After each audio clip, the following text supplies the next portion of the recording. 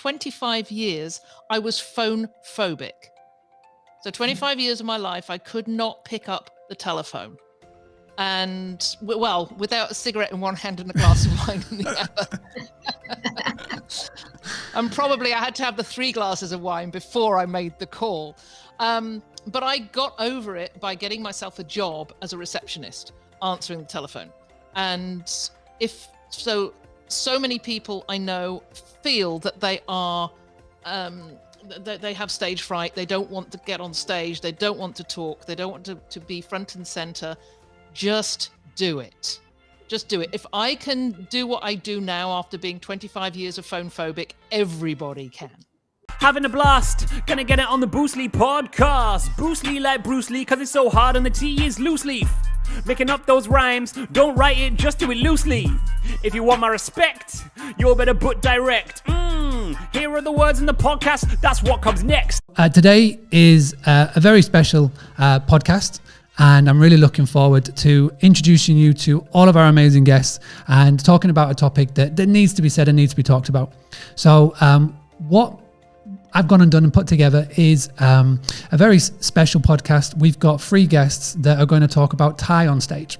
Well, firstly, congratulations on your 200th episode. I know that it's a tough slog. Yes, keeping up with podcast episodes. So congratulations on that, and I'm very honoured to be here on your 200th. That is so cool. Thank you. My background, goes back quite a long time, so this could take quite some time. I'll keep it short. So I'm an ex-psychotherapist, hypnotherapist, management consultant, and serial starter of businesses. My name is Mariah Rockman from Smiling House. I'm the CMO and the founder of the company.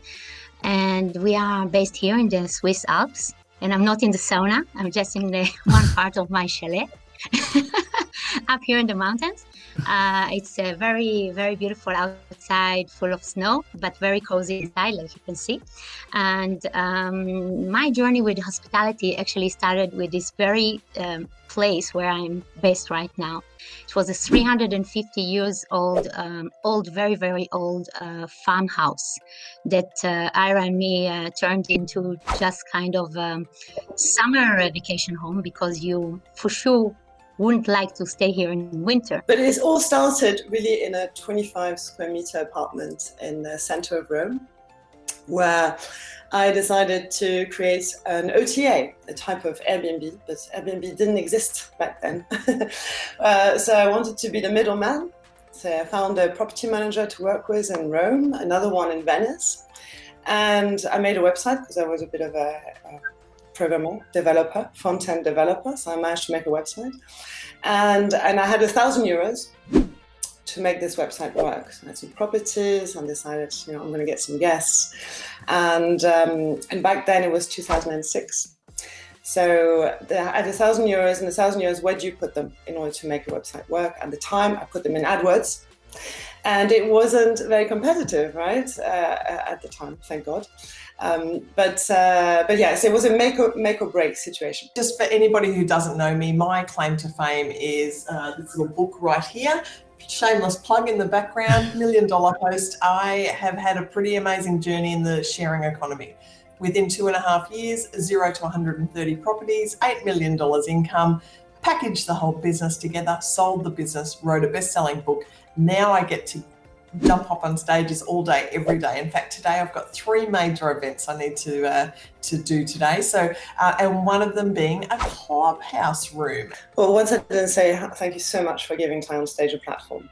That's thank you. And Tieonstage basically was born out of a day when I went to a summit, a vacation rental summit, and I looked at the agenda. I had done a proposal that I wanted to speak on stage, and I looked at the agenda for the day, and I basically was the only woman on stage that day, and it struck me. It was like, how is that possible? And so I decided that during that day I would raise awareness around the fact that this wasn't quite right. And then I had to think about how do we raise awareness. It was scary, it was scary because I don't know, when you speak up about inequality, it's kind of scary, and also, you know, you don't want to be. I mean, I am a feminist, but somehow, you know, there were lots of men in the crowd, and being labeled a feminist, sometimes there's negative connotations to it. So the whole process was fairly scary to me, and so I decided that somehow we needed to raise awareness around the fact that this wasn't right. And how do you raise awareness? Symbols can help. And so I decided, what can we use as a symbol that's easy for us to raise awareness with? And I thought of a tie, also because a tie is like a noose around your neck. So we want to liberate ourselves from this noose. And so this is how, you know, the whole process behind Tieonstage came about. And I was extremely worried about it. My small speech about the fact that, you know, we need to raise awareness. This is not right, and why not more women on stage? And to my surprise, it was really welcomed, like really, really welcomed by men and women, by everyone in the audience. Obviously, you know, they're unconscious biases at the end of the day, I think. Yeah. And so when we spoke about it on stage, immediately there was you know, they were welcoming towards it. And so since then, many women have been wearing ties on stage. We have a hashtag which is trending on LinkedIn, etc., where, you know, also in different industries, which I thought was really cool. Yeah. Not just in our own industries, but there's been women with, you know, in different industries wearing ties on stage, and so that's what it is. It's basically raising awareness that there is inequality when it comes to public speaking. Have you ever noticed this there, where there's just a lack of female speakers, or is it more 50-50, so to speak, in America and Canada, etc.?